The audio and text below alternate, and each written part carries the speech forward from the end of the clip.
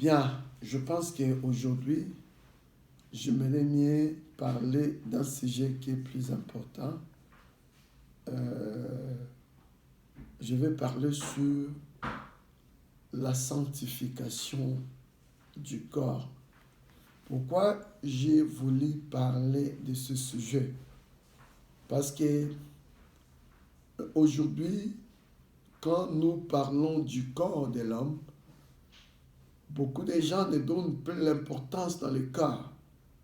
Parce que nous avons souvent sujet de dire que notre corps a été tiré de la boue et cela va retourner dans la boue là où il a été tiré. Mais en réalité, quand nous consultons la parole, nous voyons qu'il y a une promesse, d'accord, qui est vraiment une meilleure promesse que Dieu a fait aussi pour notre corps. C'est ainsi aujourd'hui, je veux plus parler de cela parce qu'il y a des choses qui sont dites, mais qui ne sont pas vraiment vraies.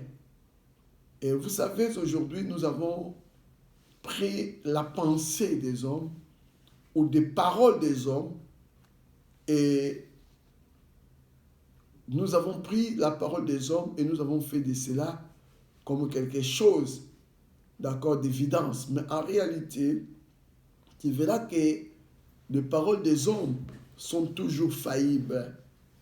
C'est pour cela, pour ne pas non plus prendre beaucoup de temps dans mon explication, j'aimerais mieux que nous prenions la Bible dans le livre de 1 Thessaloniciens, chapitre 5, le verset 23. Je lis au nom du Seigneur Jésus-Christ, que le Dieu de paix vous sanctifie lui-même tout entier et que tout votre être, l'esprit, l'âme et le corps soient conservés irrépréhensibles lors de l'avènement de notre Seigneur Jésus-Christ. Alors, je vais en prendre encore un autre verset toujours dans le livre des 1 Thessaloniciens chapitre 4. La Bible nous dit: nous ne voulons pas, frères, que vous soyez dans l'ignorance au sujet de ceux qui dorment, afin que vous ne vous affligez pas comme les autres qui n'ont point d'espérance. Car si nous croyons que Jésus est mort, qu'il est ressuscité, croyons aussi que Dieu ramènera par Jésus et avec lui ceux qui sont morts. Voici en effet ce que nous vous déclarons d'après la parole du Seigneur. Nous les vivants restés pour l'avènement du Seigneur, nous ne dévancerons pas ceux qui sont morts. Car le Seigneur lui-même a un signal donné, à la voix d'un archange et au son de la trompette de Dieu descendra du ciel. Et les morts en Christ ressusciteront premièrement.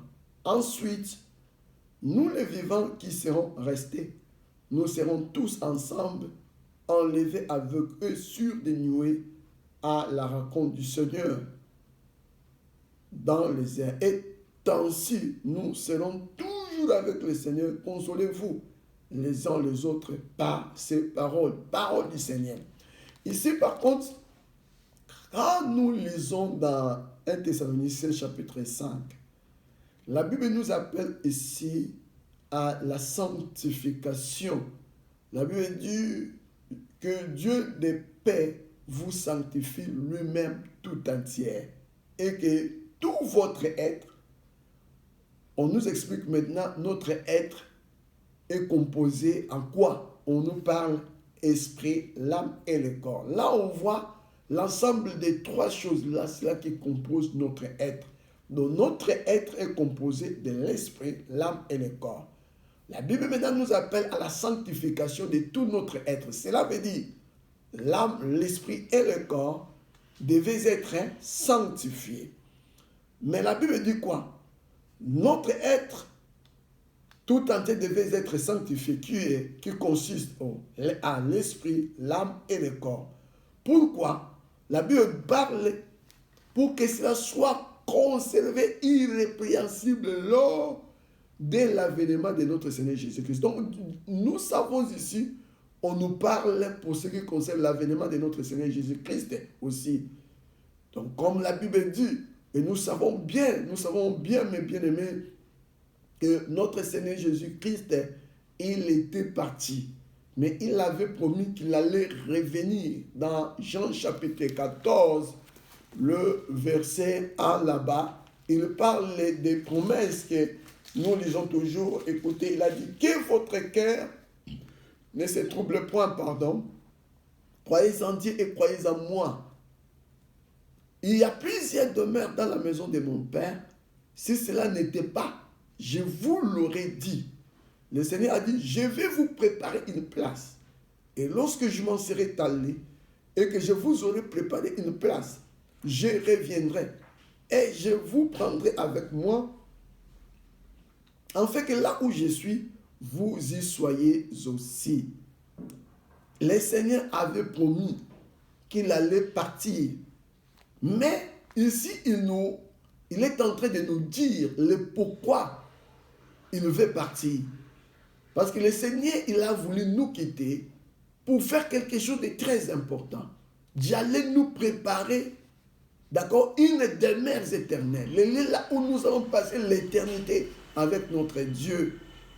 Voilà pourquoi il a dit, bien-aimé, il y a plusieurs demeures. Mais il veut que notre demeure éternelle soit préparée. Voilà pourquoi il est parti pour nous préparer cette demeure éternelle. Mais il avait promis qu'il allait revenir. Donc après avoir préparé cette demeure éternelle, qu'il reviendra pour nous prendre. Pourquoi il viendra nous prendre? Pour que nous puissions maintenant accéder dans cette demeure éternelle.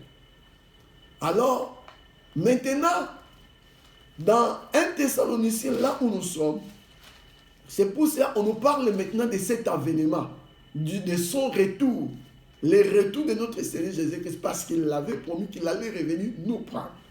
Maintenant, dans 1 Thessaloniciens, la Bible maintenant parle de l'avènement de notre Seigneur. Donc, son retour, le retour là, il vient pour nous prendre d'abord ce que nous devons savoir. C'est ainsi, la Bible parle, nous ne voulons pas, frères, que vous soyez dans l'ignorance au sujet de ceux qui dorment. Oh, pourquoi ici on parle des gens qui dorment? Qu'est-ce que la Bible appelle, d'accord, les gens là qui dorment? En réalité, ce sont des femmes et des hommes, bien-aimés, que nous appelons dans notre monde qui sont morts. Mais ici, cette parole est adressée au peuple de Dieu. Donc ici, ils sont en train d'utiliser ce terme-là de dormir. Pourquoi? En réalité, il veut l'apôtre ou le Saint-Esprit, il a voulu nous faire connaître, comprendre quelque chose. En réalité, en Christ, on ne meurt pas. Donc, quand quelqu'un a fini sa mission, étant que chrétien, je ne parle pas de tout chrétien, mais je parle de chrétiens authentiques, les gens qui sont nés de nouveau baptisés du Saint-Esprit, bien aimés, les gens qui ont marché avec le Seigneur, les gens qui sont devenus de nouvelles créatures, les gens qui ont marché avec le Seigneur de bien-aimé durant toute sa vie. Et quand tu finis ta course, ça veut dire, quand tu as fini ta course, bien-aimé, c'est par là que nous parlons de la mort. Ça veut dire, quand tu es mort, en réalité, étant un chrétien, tu n'es pas mort, mais tu dors. Voilà le terme qu'ils ont utilisé. Pourquoi ils ont utilisé ce terme-là, dormir? Parce qu'en réalité, aujourd'hui, quand quelqu'un est mort, il y a des lieux qui sont aménagés pour accueillir les gens qui ont fini leur mission sur la terre. Oh, nous avons deux types de gens dans ce monde. Nous avons des vainqueurs et nous avons des réprouvés. Qui est un vainqueur? C'est celui qui est en Jésus-Christ.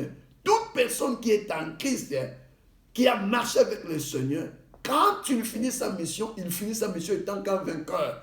Cela veut dire, à la fin de sa mission, bien aimé, il y a trois choses qui se passent. Nous avons trois choses, comment dirais-je? Nous avons dans notre être, d'accord, notre être est composé, dans trois choses. Nous avons esprit, corps et âme. Et les trois choses-là ne vont pas dans le même lieu. Quand quelqu'un est mort, chaque partie de son être devait aller dans un lieu qui est destiné pour ça. Donc cela veut dire, quand quelqu'un est mort, la première des choses, c'est son esprit qui va au Seigneur, La deuxième chose, c'est l'âme. L'âme, il va aller dans le lieu, bien-aimé, de ton choix. Donc, parce que quand nous vivons dans ce monde, bien-aimé, je veux que tu le saches. Nous sommes venus dans ce monde pour faire un choix. Ça veut dire, si tu es mort aujourd'hui, ça veut dire Dieu a arrêté. Il a arrêté ta position prise par rapport à ton choix. Ça veut dire que le choix là ne changera plus. Alors, nous avons que deux choses. Ou Jésus, ou pas Jésus. Alors, tous ceux qui meurent en Christ Jésus, comme je dis, les gens qui sont morts au Seigneur Jésus-Christ ne meurent pas, mais ils dorment. Pourquoi? Parce que quand tu es mort comme ça, ton âme, bien-aimé, ira dans un lieu qu'on appelle le lieu de repos. Voilà pourquoi on parle, celui qui est mort en Christ, il n'est pas mort en réalité, mais il repose. Parce qu'en Christ Jésus, il y a déjà un lieu qui est ménagé pour nous. Après avoir fini ta mission, ton âme ira dans ce lieu-là qu'on appelle le lieu de repos. Mais quand tu es mort en hors Christ, quand bien-aimé, ton âme ira dans un lieu qu'on appelle le lieu de Thomas. C'est par là qu'on commence d'abord la mort. Donc le lieu de Thomas, bien-aimé, c'est quoi? Je peux dire, c'est comme le lieu du séjour, où je dirais c'est une salle d'attente. D'accord? Pour tous ceux qui vont aller en enfer. Or, l'enfer, c'est quoi? C'est la seconde mort. Ce que nous appelons la Guéhenne. D'accord? Mais la Guéhenne, pour l'instant, cela n'est pas encore, bien aimé, inauguré. Parce que la Guéhenne sera inaugurée à la fin de toutes choses. Donc, ça veut dire, quand nous allons passer dans le jugement dernier, c'est par là, bien aimé, que les gens iront maintenant, les gens qui ont échoué, qui vont passer au jugement, ils iront, Dieu va faire quoi? Il va les jeter dans la guerre qui est la seconde mort. La seconde mort. Mais, en réalité, pour l'instant, la guerre n'est pas encore inaugurée. Parce que les premiers êtres qui vont inaugurer la guerre, c'est la bête. Ce sont les deux acteurs de la grande tribulation. Parce qu'à bientôt, bien aimé, nous entrons dans la grande tribulation, de la grande détresse. Et il y aura deux grands acteurs principaux qui sont la bête et le faux prophète. Bien aimé, c'est eux qui seront quoi? C'est eux, donc il y a trois, disons, je peux dire. Il y a le dragon qui est Satan, le serpent ancien. Il y a la bête et il y a le faux prophète. La bête et le faux prophète, les deux là, c'est eux qui vont inaugurer l'enfer. Et bien aimé, ils ne vont pas attendre le jugement dernier. Bien aimé, donc eux, ils seront jetés, d'accord, avant le millénium. Ça veut dire, pendant le temps de la grande tribulation, bien aimé, et nous allons entrer dans le temps du bataille que nous appelons l'Armageddon, qui fera en sorte que le Seigneur descend. Et c'est par là qu'il va prendre la bête, il va prendre le faux prophète pour les jeter, bien aimé, dans celui-là que nous appelons guerre, la seconde mort. Et Satan, il sera lié, d'accord, pendant 1000 ans. Mais aujourd'hui, ce n'est pas notre sujet. Alors, je retourne dans ce que je suis en train de dire. Alors ici, bien aimé, je dis que les gens qui sont morts au Seigneur, Paul a dit ici, je ne veux pas que vous soyez dans l'ignorance au sujet de ceux qui dorment. Bien aimé, pourquoi? En fait que vous ne vous affligez pas comme les autres qui n'ont point d'espérance. C'est ainsi, nous les chrétiens, quand nous voyons que quelqu'un qui était vraiment en Christ Jésus, donc il était là-dedans, il était immergé, d'accord, dans ce bain-là, dans cet océan du sang d'Emmanuel, Il a pris plaisir avec le Seigneur. Il a demeuré avec le Seigneur. Si la personne là a fini sa mission, pour nous, on n'a pas besoin, bien aimé, de se lamenter. On n'a pas besoin d'être affligé. Voilà pourquoi Paul est là, voulait nous consoler. Parce qu'ils savent bien, bien aimé, il y aura beaucoup parmi nous qui vont nous quitter avant le temps. Il a dit alors, si ces gens-là nous quittent, parce qu'ils sont arrivés à la fin de leur mission, nous qui vont rester, il a dit, ne soyez pas affligés. Car si nous croyons que Jésus est mort et qu'il est ressuscité, croyons aussi, Dieu ramènera par Jésus et avec lui tout, d'accord, avec lui il ramènera par Jésus et avec lui ceux qui sont morts. Ici, on ne parle pas de tous ceux qui sont morts, mais on parle tout simplement les mots dans le Seigneur. Parce que ici, le Saint-Esprit, il est en train d'adresser au peuple de Dieu. C'est au peuple de Dieu que le Seigneur, il est en train de nous exhorter. Parce qu'il a vu beaucoup de gens, ils sont affligés par rapport à la mort. Quand on voit par exemple l'un de nos frères ou l'une de nos sœurs nous quitter bien-aimés, nous sommes affligés, nous pleurons. Le Seigneur a voulu nous consoler. Voilà pourquoi il nous a parlé ici. Alors qu'est-ce qu'il a dit? Jésus bien-aimé, car si nous croyons que Jésus est mort et qu'il est ressuscité, croyons aussi Dieu ramènera par Jésus avec lui ceux qui sont morts. Donc on croit que tous ceux qui sont morts en Christ Jésus, il y a une promesse qui est faite. Cette promesse, on nous dit quoi? Dieu va ramener, d'accord, tous ceux qui sont morts en Christ. Donc cela veut dire il y a de l'espérance pour tous ceux qui meurent dans le Seigneur. Pourquoi? Parce qu'il y a une promesse que Dieu a dit, il allait venir quoi? Il va nous ramener. Donc, car si nous croyons que Jésus est mort et qu'il est ressuscité, croyons aussi que Dieu ramènera. Donc, nous croyons que Dieu va ramener tous ceux qui sont morts en Christ Jésus. Quand on est mort au Seigneur, nous croyons, nous avons de l'espérance.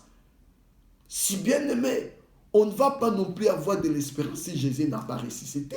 Mais si Jésus est ressuscité, pourquoi on va avoir peur? Voilà ce que la Bible nous parle ici. Voici en effet ce que nous vous déclarons d'après la parole du Seigneur. Nous les vivants restés pour l'avènement du Seigneur, nous ne devancerons pas ceux qui sont morts. Car le Seigneur lui-même a un signal donné à la voix d'un archange et au son de la trompette, il descendra du ciel et les morts en Christ ressusciteront premièrement. Ici, on parle de la résurrection des morts. Mais quelle mort? De mort en Christ. Donc ici, c'est quoi? C'est l'accomplissement de la promesse que le Seigneur nous a fait dans Jean chapitre 14. Il avait dit quoi? Il faut qu'il parte. Voilà pourquoi il a dit, il est avantageux que je m'en aille. Il était aussi avantageux pour que le Saint-Esprit vienne. Il était aussi avantageux pour qu'il nous prépare la donnée de notre demeure. Voilà pourquoi il a fallu que le Seigneur parte. Et il est parti pour ça. Mais il avait promis qu'il allait revenir dans Jean chapitre 14. C'est par là maintenant ici on nous parle de son retour, l'avènement du Seigneur. Bien aimé, la Bible dit quoi? Nous, même pour ce qui concerne l'avènement du Seigneur, donc aujourd'hui nous ne sommes pas les premières personnes qui attendent sa venue. Bien aimé, il y a eu des gens qui nous ont précédés, qui sont morts au Seigneur, ils avaient la même espérance que nous. L'espérance que nous en avons aujourd'hui. Quelle est l'espérance que nous en avons aujourd'hui? Christ en nous. Voilà notre espérance. C'est ainsi la Bible dit là, Christ en nous, l'espérance de la gloire. L'espérance de la gloire. Il y a eu aussi des gens qui espéraient à cette promesse que le Seigneur avait donnée, qu'il allait revenir nous prendre. Mais le Seigneur n'est pas encore venu, ces gens-là sont morts. Mais ils sont morts avec l'espérance. Parce qu'ils savaient que le Seigneur est fidèle. Ils savaient que le Seigneur n'aima jamais. Ils savaient que la parole de Dieu ne faillira jamais. Voilà pourquoi, bien-aimés, même si le Seigneur n'était pas encore là, ils étaient prêts là. Ici, beaucoup de gens bien-aimés, ils ont subi des mauvais traitements dans ce monde à cause de la foi en Christ. Il y a eu des gens qui ont été décapités. Donc, ils voient que j'ai mes bourreaux devant moi qui vont me décapiter. Mais malgré cela, bien-aimé, il n'a pas perdu son espoir. Il avait toujours cette espérance. Donc, il est mort avec cette espérance-là. Il y en a plusieurs. Comme nous voyons la Bible, on nous parle des apôtres du Seigneur qui ont été aussi tombés martyrs. Ils sont morts martyrs. Mais ce n'est pas seulement eux, mais tous ceux qui sont cris au Seigneur, tous ceux qui ont pris position à la parole, il y en a des générations qui sont passées. Il y a eu beaucoup de gens qui ont pris position au Seigneur, mais qui sont morts. Mais cette promesse n'était pas encore accomplie. Mais ils ont cru. Même si, bien-aimés, quand ils étaient prêts à être décapités, tués à cause de la foi au Seigneur, ils avaient su qu'un jour le Seigneur viendra. Un jour le Seigneur les ramènera, bien-aimés. Voilà ce que nous en sommes en train de dire. Voici en effet ce que nous vous déclarons d'après la parole du Seigneur. Nous les vivants restés pour l'avènement du Seigneur, nous ne dévancerons pas ceux qui sont morts. Aujourd'hui, nous aussi, nous attendons l'avènement du Seigneur. Et nous croyons surtout quand nous regardons des promesses. Nous disons que nous sommes la génération bien-aimée finale. Nous sommes la génération de la fin. Parce que nous sommes dans un temps où nous voyons toutes les promesses que le Seigneur avait faites, qui marquera, bien-aimé, qui marquera sa venue. Nous les avons vues s'accomplir. Il n'y a aucune promesse qui reste. Tout est accompli. Donc nous croyons que le Seigneur est proche. La venue du Seigneur est imminente, comme nous le disons tous les jours. Mais le Seigneur a dit quoi? Quand tu viendras ici, nous comprenions qu'il y aura ceux-là qui seront encore morts et qui seront encore vivants. Je parle des chrétiens, de véritables chrétiens authentiques, nés de nouveau baptisés du Saint-Esprit. Il y aura quelques-uns qui seront encore parmi les vivants. Mais quand le Seigneur viendra, les gens-là qui seront parmi les vivants, ils ne dévanceront pas ceux qui sont morts. Parce que notre Dieu, il est Dieu d'ordre. Voilà pourquoi la Bible le dit. Notre Dieu, il est Dieu d'ordre. En notre Dieu, il n'y a pas de désordre. Notre Dieu ne fait pas des choses en désordre parce qu'il est Dieu de la paix. C'est ainsi la Bible dit, nous ne dévancerons pas. Donc cela ne veut pas dire parce que les autres qui sont morts, nous sommes vivants. Donc il faut que nous qui sommes vivants de partir avant et ils vont nous suivre après. Non. Alors qu'est-ce que la Bible nous prend ici? Car le Seigneur lui-même a un signal donné, le verset 16. À la voix d'un archange et au son de la trompette de Dieu descendra du ciel. Et les morts en Christ se ressusciteront premièrement. Donc nous croyons, nous comprenons une chose, que je vais attirer l'attention de beaucoup de gens. Parce que nous, aujourd'hui, même nous qui prétendons être des enfants de Dieu, mais nous consommons des mensonges, nous consommons des messages qui viennent du diable. Je parle souvent, regarde ce qui nous arrive dans notre société. Quand quelqu'un est mort, par exemple, nous accompagnons la personne là pour l'enterrer. Souvent, nous avons un slogan que nous tenons tous. Nous disons quoi? Nous sommes venus t'accompagner dans ta demeure éternelle. Mais bien aimé, ça c'est un message satanique pour nous les chrétiens. Nous n'avons pas une demeure éternelle. Bien aimé, laisse-moi vous dire. Quand tu es mort, même si tu es enterré, bien aimé, ton corps là qui est enterré, cela n'est pas enterré pour toujours. Un chrétien ne perd pas son corps. Il n'y a rien de nous qui sera perdu. Voilà pourquoi je vous ai dit, nous avons, d'accord, 3 choses qui composent notre être. Nous avons l'âme, l'esprit et le corps. Et tous les 3, nous n'allons rien perdre. Et nous allons retrouver tous les trois êtres-là, et trois choses-là qui composent cet être que nous appelons l'homme. Bien-aimés, laisse-moi vous dire, les gens qui ne sont pas au Seigneur, les gens qui meurent en dehors du Christ bien-aimé, c'est eux qui perdent. Ils perdent leur corps. Voilà pourquoi, pour comprendre ce mystère, c'est simple. Regardez aujourd'hui des témoignages que nous suivons. Bien-aimés, des témoignages là.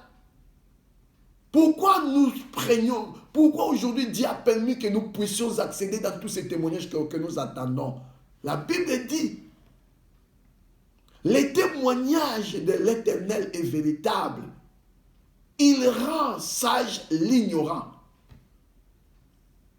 Les témoignages de l'Éternel, la Bible dit, est véritable. Il rend sage l'ignorant. Voilà pourquoi, mes bien-aimés, Dieu ne veut pas que nous soyons des ignorants. C'est ainsi aujourd'hui, quand on suit les témoignages des gens là, qui étaient par exemple impliqués dans la sorcellerie, dans la magie, voilà ce qu'il nous apprend. Bien-aimés, ils peuvent tuer un chrétien, mais ils n'ont pas le pouvoir de manger le corps d'un chrétien. Ils peuvent faire tout ce qu'ils veulent avec. Bien-aimés, voilà pourquoi le Seigneur a dit, ne craignez pas celui qui tue le corps. Et il n'a pas l'endroit où, d'accord, mettre votre âme. Mais moi, je veux augmenter quelque chose de très important que le Seigneur nous a enseigné. Parce que c'est lui-même qui est l'enseignant de l'Église. Il est venu nous enseigner par son Esprit Saint. Qu'est-ce que le Seigneur nous apprend? Voilà des choses que je suis en train de dire. C'est ainsi nous voyons des témoignages là.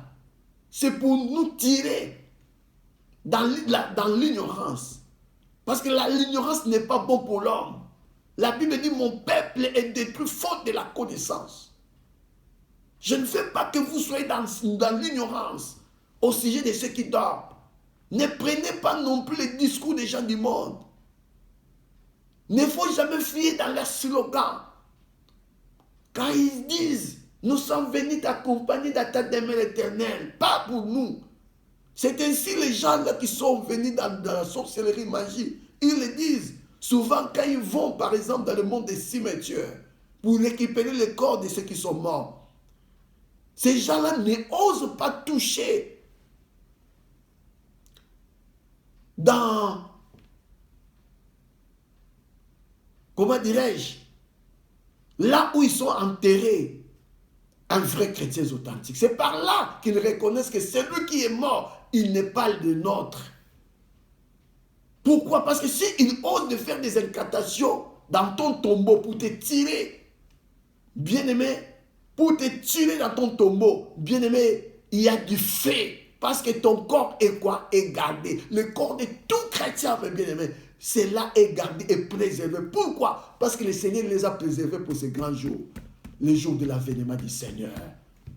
Parce que le jour là, quand le Seigneur viendra, la Bible nous dit, ici, dans 1 Thessaloniciens 4, le verset 16, car le Seigneur lui-même a un signal donné, à la voix d'un archange et au son de la trompette de Dieu descendant du ciel, et les morts en Christ ressusciteront premièrement.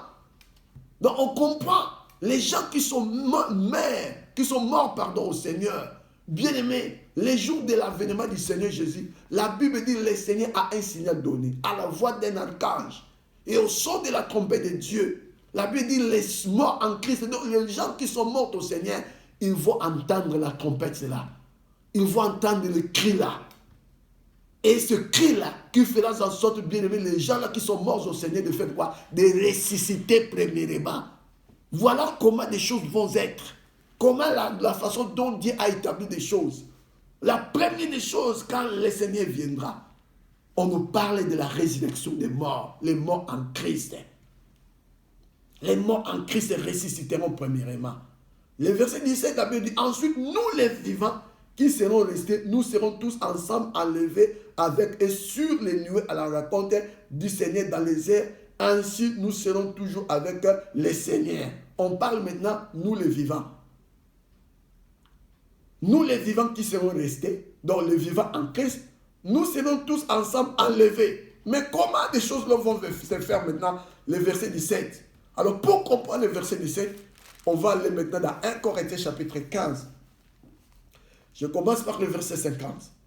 La Bible dit, c'est que je dis, frère, ce que la chair et le sang ne peut hériter le royaume de Dieu, et que la corruption n'hérite pas l'incorruptibilité.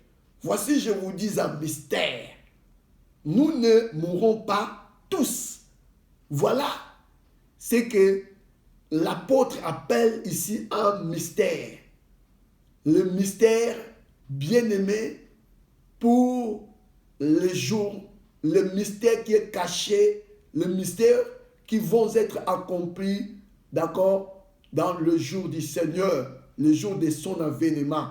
Il a dit, voici, je vous dis un mystère, nous ne mourrons pas tous. Cela veut dire, nous comprenions que quand le Seigneur viendra, d'accord, pour nous prendre, il y aura encore des chrétiens vivants. Il y aura encore des chrétiens qui seront parmi les vivants. Mais la Bible dit quoi?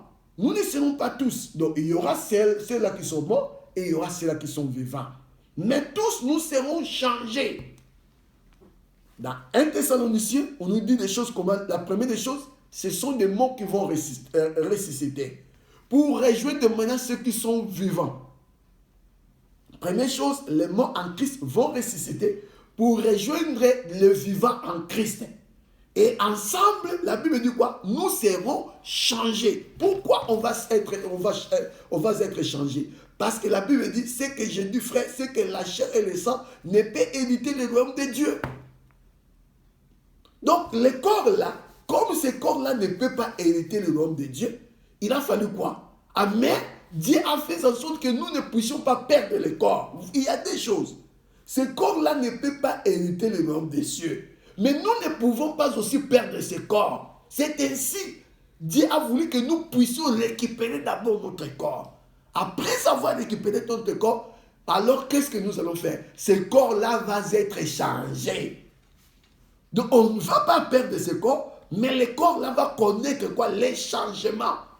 Il va passer maintenant de la corruptibilité à l'incorruptibilité.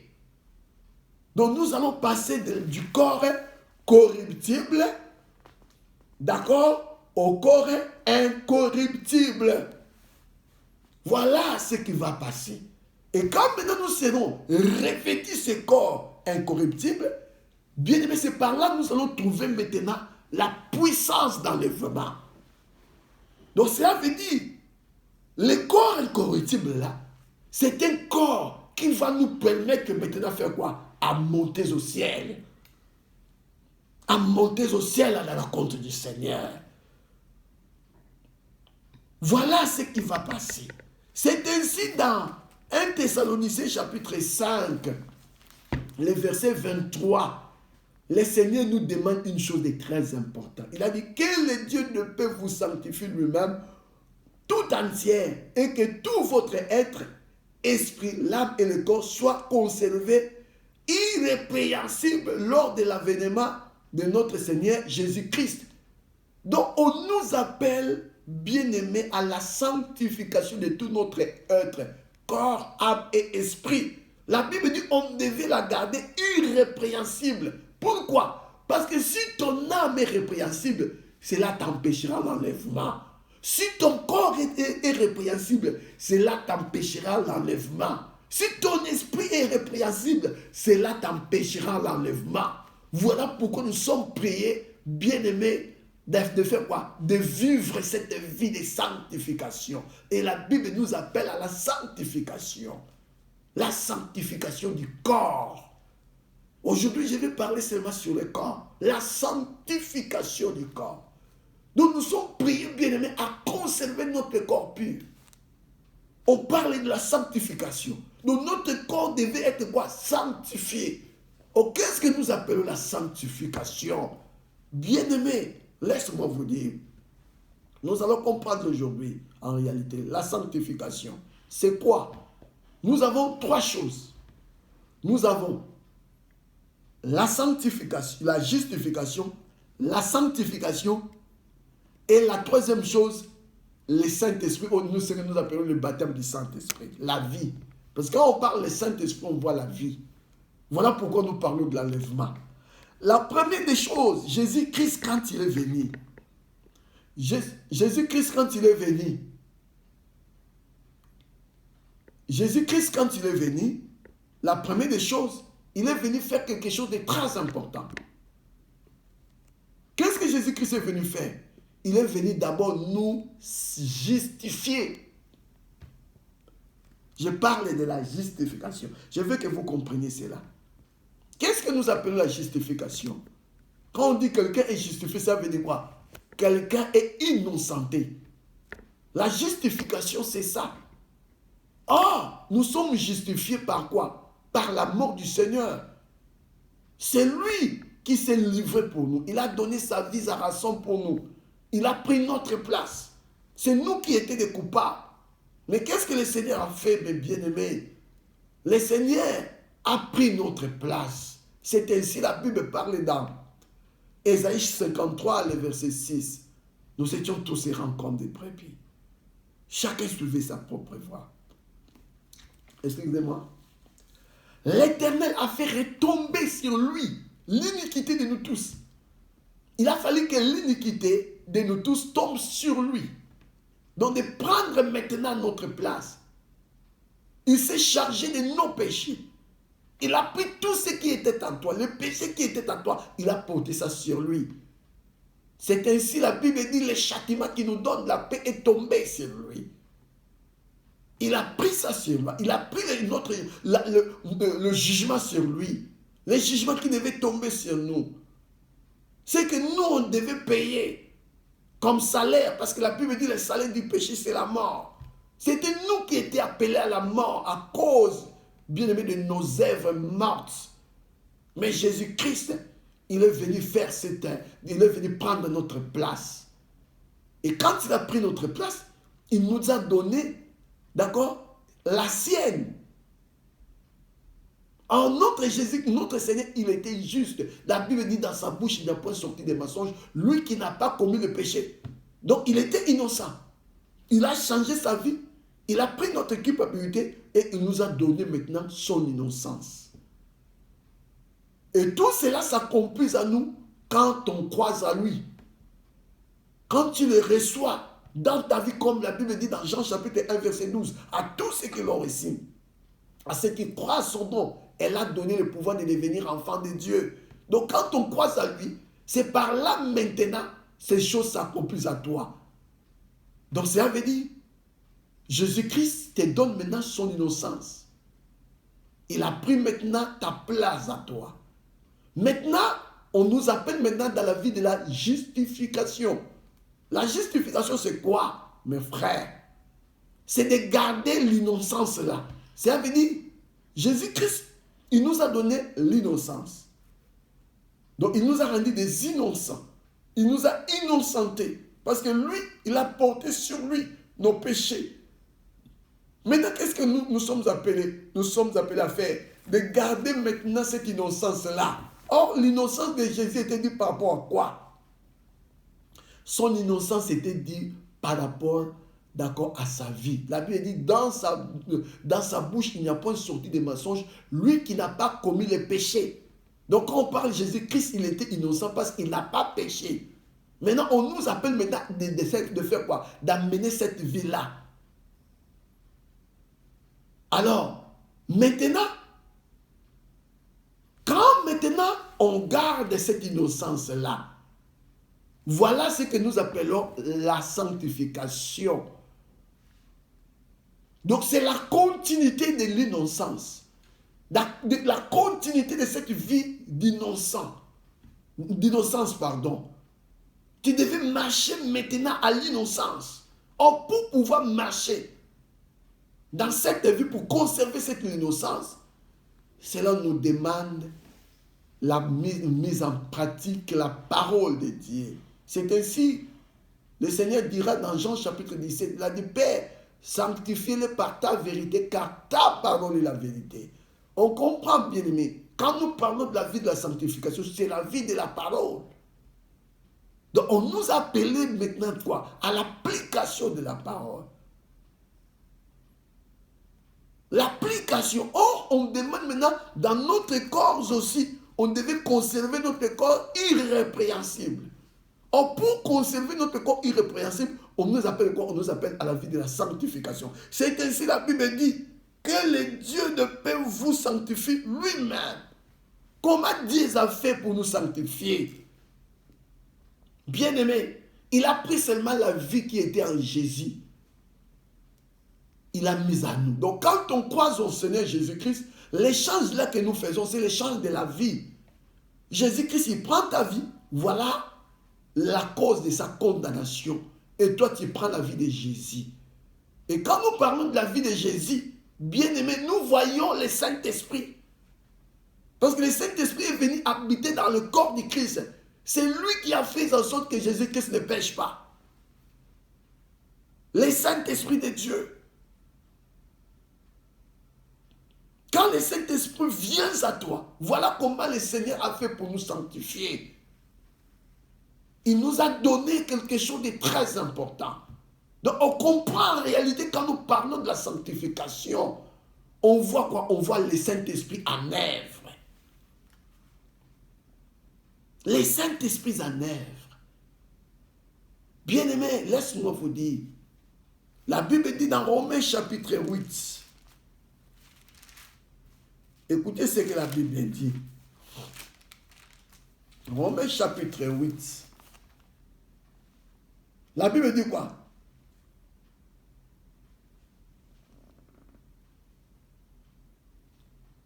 Si quelqu'un n'a pas l'esprit de Christ, il ne lui appartient pas.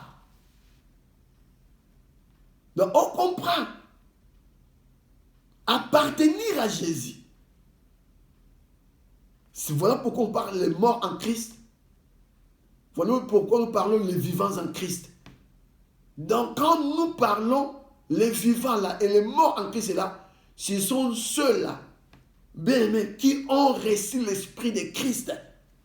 L'esprit que nous appelons le Saint-Esprit. Quand l'esprit de Christ vient à nous, bien aimés, il fait de nous maintenant de nouvelles créatures. Des créatures là qui ne connaissent pas ce monde. Les créatures là qui est un mystère pour Satan. Bien aimé, Satan il connaît très bien l'homme charnel. Il connaît bien la chair, mais il ne connaît pas l'esprit. Quand nous sommes encore charnels, bien aimés, nous sommes sous l'emprise de l'ennemi. C'est ce que la Bible nous apprend. Écoutez ce que la Bible dit. La Bible dit, c'est en effet, ceux en effet qui vivent selon la chair s'affectionnent aux choses de la chair. Tandis que ceux qui vivent selon l'esprit s'affectionnent aux choses de l'esprit. L'affection de la chair, c'est la mort. Tandis que l'affection de l'esprit, c'est la vie et la paix. Car l'affection de la chair est inimitié contre Dieu, parce qu'elle ne soumet pas à la loi de Dieu. Et qu'elle ne peut même pas. Or, ceux qui vivent selon la chair ne sauraient plaire à Dieu. Donc, quand on parle de l'homme charnel, qui est cet homme charnel? Bien-aimé, toute personne qui n'a pas le Saint-Esprit de Dieu, il est charnel. Souvent, nous ne comprenions pas quand on parle de l'homme charnel. Bien-aimé, nous tous qui est né d'Adam, nous sommes charnels. J'ai dit, tous les fils d'Adam, ils sont charnels. Dieu maintenant nous appelle à devenir spirituels. Alors pour devenir spirituels, nous sommes maintenant appelés de naître en Christ. Tous ceux qui sont nés en Christ, ils sont spirituels. Et la naissance en Christ consiste de croire en lui. De les recevoir, comme la Bible dit, à tous ceux qui l'ont reçu, à ceux qui croient à son nom, elle a donné le pouvoir de devenir enfants de Dieu. Quand on les reçoit, quand on croit en lui, c'est par là maintenant nous recevons le pouvoir J'aime ça. À tous ceux qui l'ont reçu, à ceux qui croient à son nom, la Bible dit, elle a donné le pouvoir de devenir enfant de Dieu. Donc, pour y devenir enfant de Dieu, c'est une question du pouvoir. Mais le pouvoir là, on le reçoit tout simplement quand on reçoit Jésus, on croit à son nom. Si on ne reçoit pas Jésus, si on ne croit pas à son nom, bien aimé, tu ne peux pas recevoir ce pouvoir-là. Aussi longtemps que tu n'as pas reçu ce pouvoir-là, tu n'es pas enfant de Dieu, mais tu es le fils de l'homme ou la fille de l'homme. Voilà pourquoi nous parlons étant des fils et des filles d'Adam. Or, laisse-moi vous dire, Adam nous a vendus. Notre Père nous a vendus. Donc, quand ils ont péché, bien aimé, ils nous ont vendus au péché. Ce qui fait de nous des hommes et des femmes charnels. Les gens qui sont appelés à vivre selon la convoitise de la chair, la convoitise des yeux et l'orgueil de la vie. Et Dieu veut maintenant, bien aimé, que nous puissions recevoir maintenant une autre identité. Nous puissions recevoir, bien aimé, ce corps-là qui va faire en sorte qui va nous donner, bien aimé, la puissance de l'enlèvement. Si tu n'as pas reçu ce corps-là, tu ne pourras pas être enlevé. Et on reçoit tout simplement, c'est quand on reçoit Jésus, on croit à son nom. Comment on reçoit Jésus? Comment on croit à son nom? Actes des Apôtres, chapitre 3, verset 18 et 38, pardon. Repentez-vous. Dieu nous appelle à la repentance. Soyez baptisés au nom de Jésus pour le pardon de vos péchés. Dieu nous appelle au baptême au nom de Jésus pour la rémission de nos péchés, pour le pardon de nos péchés. C'est par là qu'on va recevoir maintenant le pouvoir là. Le pouvoir là, on dit les dons du Saint-Esprit. Et vous recevez les dons du Saint-Esprit. Les dons du Saint-Esprit, c'est ce que nous appelons le baptême du Saint-Esprit. C'est la même chose que nous appelons les dons du Saint-Esprit. Quand on parle des dons du Saint-Esprit, le baptême du Saint-Esprit, c'est la même chose. Et quand il reçoit maintenant les dons du Saint-Esprit là, bien aimé, c'est ce que Jésus parle dans Jean chapitre 3, dont il est né de nouveau. Voilà ce que nous appelons la nouvelle naissance. La nouvelle naissance consiste à ça. De recevoir les dons du Saint-Esprit. Les dons du Saint-Esprit, c'est ce qui confirme que tu es né de nouveau. Tu n'es plus ce que tu étais autrefois. La nature a changé. Tu as adopté maintenant ce corps-là, bien-aimé. Le corps-là, parce qu'en réalité, le corps de notre transformation, on le reçoit déjà quand on croit au Seigneur Jésus-Christ. Et maintenant, le jour de la résurrection des morts, et maintenant le corps-là, maintenant, que le Seigneur nous donne quand on croit en lui. Le corps que nous appelons, qui fait de nous des nouvelles créatures. Ce corps-là, déjà, nous l'adoptons. Donc, on a déjà ce corps-là. Voilà pourquoi on parle de ces changements-là. Les changements-là, cela dit à quoi? Cela dit à partir de ce corps-là. Donc, le corps charnel et le corps spirituel vont faire l'échange. Et c'est par là maintenant, on verra maintenant la disparition de notre corps charnel, d'accord, pour, d'accord, recevoir ou pour entrer dans ce corps-là maintenant de gloire, que nous en avons déjà. Ce n'est pas le jour de la résurrection que nous avons recevoir ce corps-là. Non, on a déjà ce corps-là. Mais le jour de la résurrection, ça sera tout simplement le problème du changement. Nous serons changés. Donc on va revêtir maintenant ce corps-là. La domicile terrestre va disparaître pour que la domicile céleste maintenant commence sa mission. Mais la domicile céleste, on les reçoit déjà. Quand nous sommes encore en vie, c'est par là qu'on reçoit déjà ces corps-là. Si tu n'as pas reçu ces corps-là pendant que tu étais en vie, c'est fini. Tu ne l'auras plus. Dieu, il nous donne ça quand tu vis encore. Voilà pourquoi Dieu nous appelle. Pourquoi? Pour recevoir ces domiciles célestes, ces corps de gloire-là. Le seul moyen de les recevoir, c'est de croire Jésus-Christ dans la sincérité. Sortez du mensonge. Sortez de l'hypocrisie. Aujourd'hui, beaucoup de gens croient Jésus, mais dans l'hypocrisie. Ils ne sont pas sincères. Or, Jésus, il est celui qui sauve les cœurs. Il ne peut pas non plus donner à quelqu'un les dons du Saint-Esprit si tu n'es pas sincère avec lui. C'est quelque chose, bien aimé, que nous sommes appelés à les recevoir. Dieu nous appelle à recevoir ces corps-là. Mais pour les recevoir, bien aimé, il est question de ça. C'est ça, voilà pourquoi nous appelons l'alliance. Quand on croit au Seigneur Jésus-Christ, le Seigneur vient passer cette alliance avec nous. Et l'alliance là, donc ça veut dire quoi? Il t'a adopté étant son fils. Et il va te donner maintenant ce corps-là de gloire. Il va te donner ces dons du Saint-Esprit. Et tu vas recevoir le Saint-Esprit comme gage. Et quand tu reçois le Saint-Esprit de Dieu, c'est par là maintenant, bien-aimé, le Saint-Esprit maintenant, c'est lui qui fera en sorte que ton corps soit conservé pur. Donc ça, le Saint-Esprit, tu ne pourras pas non plus conserver ton corps pur. Parce que le Saint-Esprit, c'est lui seul qui a le pouvoir, bien-aimé, de te préserver du mal. Pour que, bien-aimé, ton corps soit quoi? Gardé, d'accord, irrépréhensible, d'accord, lors de l'avènement de notre Seigneur Jésus-Christ.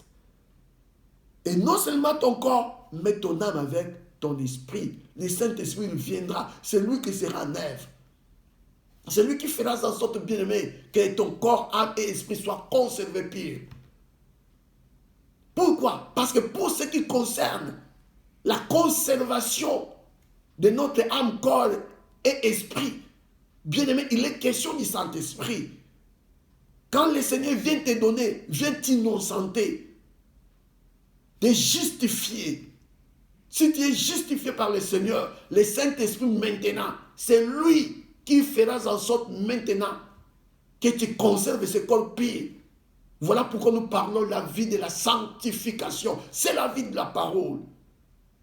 Le Saint-Esprit seul qui est capable, bien aimé. Sans le Saint-Esprit, c'est pour cela la Bible dit, tous ceux qui sont conduits par l'Esprit de Dieu sont fils de Dieu. Parce que quand le Saint-Esprit viendra, c'est lui qui sera maintenant ton conducteur, ton guide. Oh, bien aimé, si tu veux savoir que tu es conduit par le Saint-Esprit, regarde ta façon d'agir, regarde tes œuvres, regarde tout ce que tu fais. C'est par là que tu sauras, parce que le Saint-Esprit ne peut pas non plus te conduire dans le péché. Regarde ce que tu as fait. Tu crois vraiment, par exemple, le Saint-Esprit va te pousser à aller prendre la femme d'autrui? Poussé par le Saint-Esprit, tu vas prendre la femme d'autrui? Poussé par le Saint-Esprit, toi qui es marié, tu vas aller en dehors de ton mariage? Non! Si tu vois, tu dis que tu es chrétien par exemple, mais tu es marié, tu vas en dehors de ton mariage, tu comprends que ce n'est pas le Saint-Esprit. Alors tu devais savoir maintenant quel est l'esprit qui te conduit. Tu crois vraiment poussé par le Saint-Esprit, tu vas aller voler. Toi qui demeures, qui voles encore, mais tu te dis que tu es un enfant de Dieu. Mais non, la Bible dit tous ceux qui sont conduits par l'Esprit de Dieu sont fils de Dieu. Donc on les connaît des fils et des filles de Dieu. Au travers de quoi? De leur conduite. Comment ils se conduisent. Voilà pourquoi je dis à toi, ma sœur, mon frère. Tu crois vraiment, par exemple, ma sœur, poussée par le Saint-Esprit, tu vas porter, par exemple, des mini-jupes. Tout ton corps est là, déjà ouvert. Tu crois vraiment que le Saint-Esprit, ton accoutrement là, c'est le Saint-Esprit qui te pousse à porter cela? Quand la Bible nous demande, par exemple, pour des femmes, on dit que je veux que des femmes vêtues d'une manière décente. Tu habilles indécemment, tu crois que c'est poussé par le Saint-Esprit? Alors si tu n'es pas poussé par le Saint-Esprit, qu'est-ce que tu es en train de faire? Tu es en train de souiller ce corps-là. Or la Bible dit, on devait garder âme, corps et esprit, d'accord, irrépréhensible. Alors aujourd'hui, regarde, est-ce que tu gardes ton corps irrépréhensible? Est-ce que tu gardes ton âme irrépréhensible? Est-ce que tu gardes ton esprit irrépréhensible dans tout ce que tu fais là? Bien aimé, si ce n'est pas le cas, je t'appelle aujourd'hui à la repentance. Sinon, tu vas louper l'enlèvement de l'église. Ne vous fiez pas à la chair. Tu te crois, non, je vais aller, moi l'enlèvement, je vais aller. Non, non, ne fiez pas à la chair. Appuie-toi sur l'esprit. Or, l'esprit, il ne va pas non plus nous conduire dans les mal, dans le péché. La seule voie que le Saint-Esprit connaît, c'est la voie de la parole de Dieu. Quand le Saint-Esprit vient à toi, bien aimé, on le saura, on n'a pas besoin de dire que j'ai le Saint-Esprit. Parce que le Saint-Esprit, quand il vient à toi, bien aimé, il est un arbre. Il vient à un arbre. Or, la Bible dit, on reconnaît chaque arbre par ses fruits.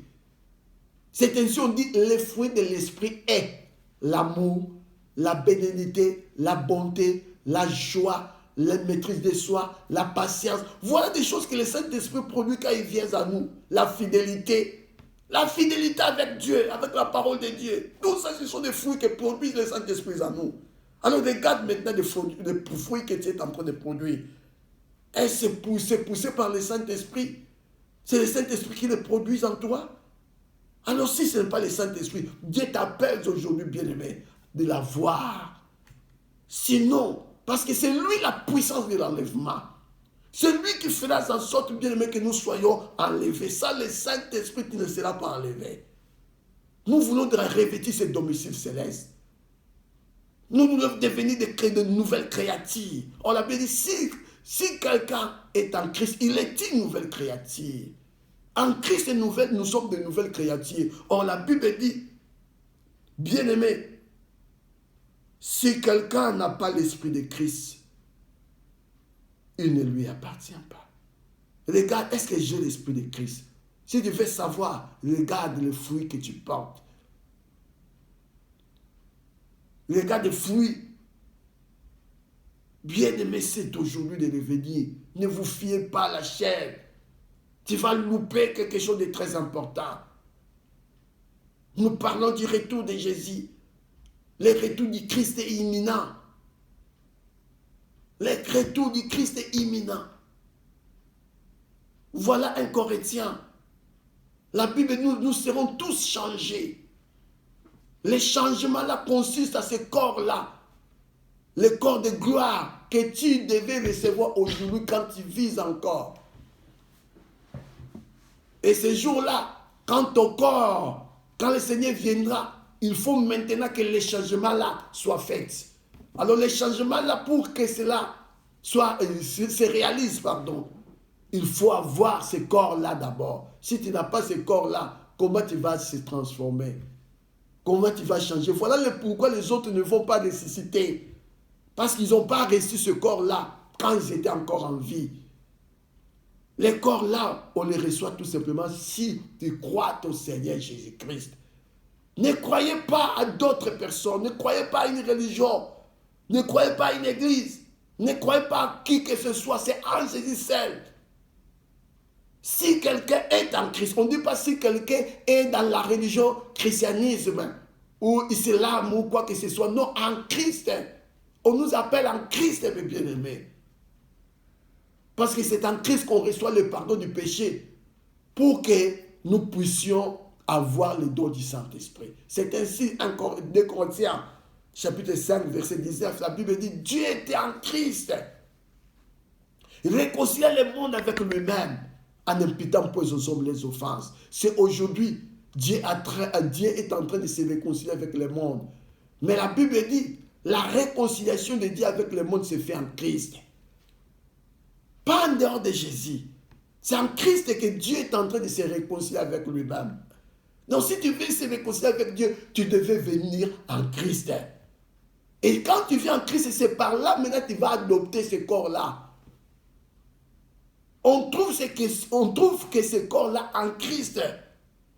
C'est ainsi la Bible parle dans Ephésiens chapitre 2. C'est par là que je vais m'arrêter aujourd'hui. Ephésiens chapitre 2. Écoutez ce que la Bible dit. Ephésiens chapitre 2. Les versets disent, car nous sommes son ouvrage ayant été créés en Christ pour des bonnes œuvres que Dieu a préparées d'avance afin que nous les pratiquions. Car nous sommes son ouvrage ayant été créés où? C'est en Christ. C'est aujourd'hui que Dieu est en train de faire quoi? De créer. Donc il est en train de recréer des nouvelles créatures. Donc si tu veux devenir une nouvelle créature, il faut que tu retournes en Christ pour que Dieu fasse quoi? Pour que Dieu te recrée, bien-aimé. De reprendre cette créature. De changer cette créature déchue à la créature glorieuse. C'est aujourd'hui le changement, pas demain. La Bible dit, car nous sommes son ouvrage, ayant été créés en Christ. Donc nous savons que aujourd'hui Dieu est en train de faire quoi? Il est en train de créer en Christ. Donc en Christ, Dieu est encore en œuvre. Il avait achevé, bien-aimé, son œuvre, la création. Mais il n'avait pas achevé la création en Christ. Jusqu'à présent, Dieu est en train de créer encore. Dieu veut te recréer. Mais il faut que tu viennes en Christ. C'est par là que tu vas devenir une nouvelle voiture, une nouvelle créature. Parce qu'en Christ et Jésus, nous devenons des créatures, bien-aimés, sans péché. Nous retrouvons, bien-aimés, cet domicile céleste, ce corps de gloire. Ce corps de gloire, nous les retrouvons en Christ. C'est aujourd'hui que Dieu est en train de travailler. N'attendez pas. Parce qu'après ta mort sera impossible, tu ne pourras plus venir en Christ. C'est aujourd'hui quand tu vis, tu devais venir en Christ. Au travers quoi? Au moyen de la foi. Voilà comment on vient en Christ. Au moyen de la foi. Cela veut dire, voilà pourquoi la Bible dit, nous sommes sauvés par la grâce au moyen de la foi. Les seuls moyens qu'on vient en Christ, c'est par la foi en lui. De croire en lui. Comment on devait croire en Jésus? Tu devais croire en Jésus-Christ étant ton Seigneur et Sauveur personnel. C'est ainsi la Bible dit, si tu confesses de ta bouche le Seigneur Jésus, et si tu crois dans ton cœur que Dieu l'a ressuscité des morts, tu seras sauvé. Pardon, ma soeur, mon frère, Dieu t'appelle. Les temps est fini. La venue du Christ, de notre Seigneur, est imminente. Jésus revient très bientôt. Sa venue est imminente. Ne perdez pas le temps. Voici le temps. Dieu veut te recréer. Il veut que tu te retrouves ce corps-là qui fera en sorte, bien-aimé, d'accord, que tu puisses changer. Si tu n'as pas ce corps-là, tu ne peux pas aller avec lui. C'est aujourd'hui que Dieu est en train de donner ce corps-là. C'est aujourd'hui. Mais le corps-là, nous le trouvons en Christ. Voilà pourquoi la Bible dit, car nous sommes son ouvrage, ayant été créés en Christ, bien-aimé, pour de bonnes œuvres. Bien-aimé, les gens à qui le Seigneur a créé en Christ, bien-aimés, ils sont créés en Christ pour de bonnes œuvres, pas pour de mauvaises œuvres. Nous sommes morts pour de mauvaises œuvres, étant des créatures l'ancienne. Voilà pourquoi on vient à Jésus-Christ pour devenir de nouvelles créatures. Et de nouvelles créatures sont appelées, pourquoi? Ils sont appelés aux bonnes œuvres. Voilà pourquoi la Bible dit, ayant été créés en Christ pour de bonnes œuvres, que Dieu a préparées d'avance. Des bonnes œuvres, ce sont des choses qui ont été préparées d'avance. Pourquoi? Pour que nous le pratiquions. Qui est celui-là qui est celui-là qui va le pratiquer? Bien-aimé, c'est cet homme-là, nouvelle créature-là. Si tu n'es pas cette nouvelle créature, tu ne pourras pas non plus le pratiquer. La pratique de la parole, mise en pratique de la parole de Dieu, cela consiste, bien-aimé, du don de l'Esprit, du baptême du Saint-Esprit. Il faut que le Saint-Esprit vienne à toi. Parce que c'est lui seul, bien-aimé, qui a la capacité de pouvoir mettre en pratique la parole de Dieu. Parce que la parole de Dieu, c'est la vie de le Saint-Esprit. Le Saint-Esprit, il vit que la parole de Dieu. La seule chose que le Saint-Esprit connaît, c'est la parole de Dieu. La seule voix que le Saint-Esprit connaît, c'est la voix de la parole. Tout ce que le Saint-Esprit connaît, ce n'est que la parole. Voilà ce que le Saint-Esprit connaît. C'est ainsi la Bible dit, lorsque le Saint-Esprit viendra sur vous, il vous conduira, d'accord, dans toute vérité. Voilà pourquoi nous parlons de la vérité. La vérité, c'est quoi? Mais c'est la parole de Dieu. La vérité, c'est qui? C'est Jésus. Jésus a dit, je suis le chemin, la vérité et la vie. Père, sanctifie-les par ta vérité, car ta parole est la vérité.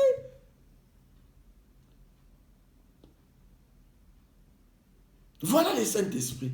Quand il vient, c'est lui qui nous conduit dans toute vérité. Donc, il nous conduit dans la parole de Dieu. Le Saint-Esprit ne te conduira pas non plus, bien-aimé, il ne te conduira pas non plus en dehors de la parole. C'est dans la parole. Alors, regarde. Regarde aujourd'hui. Dieu t'appelle. Jésus-Christ revient bientôt. Je vais te dire, on ne va pas perdre ce corps. Voilà pourquoi Dieu nous appelle à la sanctification du âme, esprit et corps. Ne livre pas ton corps, ne fais pas ton corps le membre de l'impudicité, de l'ivresse ou l'ivrognerie, de la drogue, de la mondalité, comme aujourd'hui. On voit nos femmes aujourd'hui, comment ils sont en train de détruire le corps là. Ils veulent faire de leur corps les membres de la séduction. Voilà pourquoi vous mettez n'importe quoi, des choses que la parole de Dieu nous interdit. Tu verras des femmes se livrent au maquillage aujourd'hui. Ce sont des choses qui viennent du monde des ténèbres. Pourquoi vous mettez des rouges à lèvres? Pourquoi vous mettez des crayons? Pourquoi vous mettez toutes ces choses-là? Mais vous cherchez à quoi? Vous cherchez soi-disant à devenir belle. Donc vous croyez que vous n'êtes pas belle. Donc Dieu ne vous a pas non plus bien créé. Voilà les mensonges du diable. Mais quand vous le faites, vous le mettez pourquoi? Pour tirer quand même les regards. Pour que vous paraissiez, d'accord, agréable aux yeux des gens. Voilà. Donc c'est un esprit de séduction derrière. Vous voulez tirer les regards des gens. Vous voulez que quand tu regardes, il te voit. Vous comprenez? Parce que tu ne vois qu'être naturel, ce n'est pas bien. Bien-aimé, tu es en train de souiller ton corps. Vous verrez vous prenez des choses que la Bible interdit. Et c'est ça, bien-aimé, que vous preniez pour souiller votre corps. Non. Quand vous prenez toutes ces choses que la Bible interdit, c'est votre corps que vous êtes en train de souiller.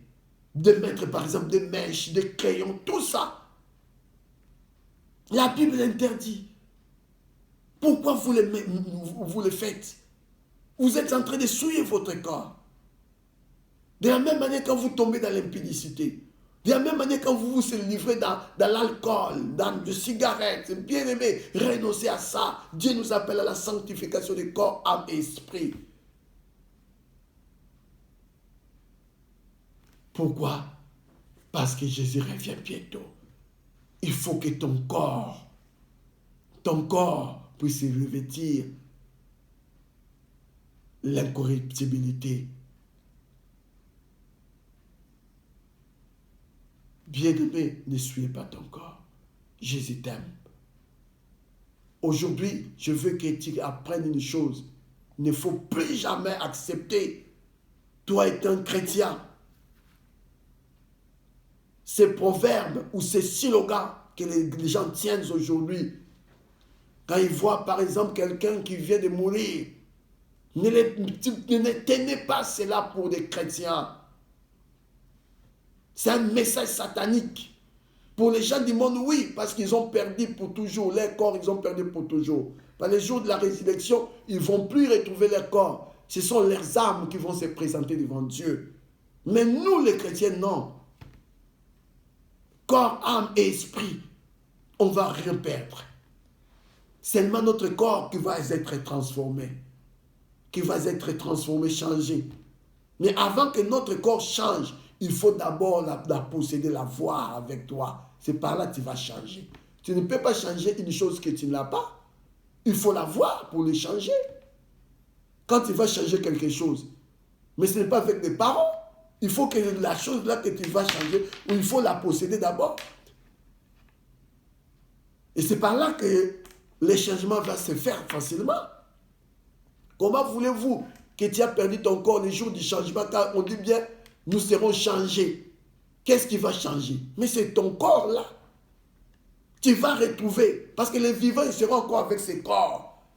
Et les morts, ils vont retrouver leur corps. Les corps là qu'ils avaient perdus. Lorsqu'ils ont mort, ils étaient morts. Ils vont se ressusciter avec ces corps là d'abord. Et avec nous les vivants, nous serons changés et nous serons enlevés dans la gloire à la rencontre du Seigneur. Voilà le message. Voilà pourquoi je vais te dire, ma sœur, mon frère, ne perdez pas l'espoir. Voilà pourquoi aujourd'hui je veux que tu apprennes quelque chose. Il faut à tout prix chercher à sanctifier ton corps. Oh, bien-aimé, la sanctification nous appelle aussi dans la vie de prière, dans la vie de jeûne. Voilà comment nous sanctifions, parce que la Bible nous demande ça. Malheureusement, aujourd'hui, on entend beaucoup de gens qui disent que nous n'avons plus le droit, d'accord, de jeûner parce que Jésus a tout accompli pour nous. Oh, bien-aimé, vous lisez quelle Bible? Qui vous a enseigné ça? Nous sommes assis sur le fondement des apôtres et des prophètes. Les apôtres, ils nous ont servi aussi de modèles. Ils ont gêné, comme notre Seigneur aussi pendant les jours de sa chair. Lui aussi, il avait gêné. Et les apôtres, lisons Paul, lisons le Pierre. C'était des gens bien-aimés qui avaient la vie là. Il avait cette discipline-là, la vie des jeûnes et prières. Voilà pourquoi Jésus a dit, la vie chrétienne, ce n'est pas le manger et le boire. C'est de prière, de jeûne, de prière. Voilà la vie chrétienne. Ne renonçons pas à ça. Parce que tout ça, ce sont des produits que le Seigneur nous a donnés pour sanctifier nos corps. Appliquez ça pour que ton corps soit irrépréhensible, bien-aimé, lors de l'avènement de notre Seigneur Jésus-Christ. Que le Seigneur Jésus-Christ vous bénisse. Alors, je pense qu'aujourd'hui, je vais m'arrêter là. Et j'arrête mon prédication. Je dis shalom, soyez bénis. Que le Seigneur Jésus-Christ vous garde. Merci, à très bientôt. Amen. Bye.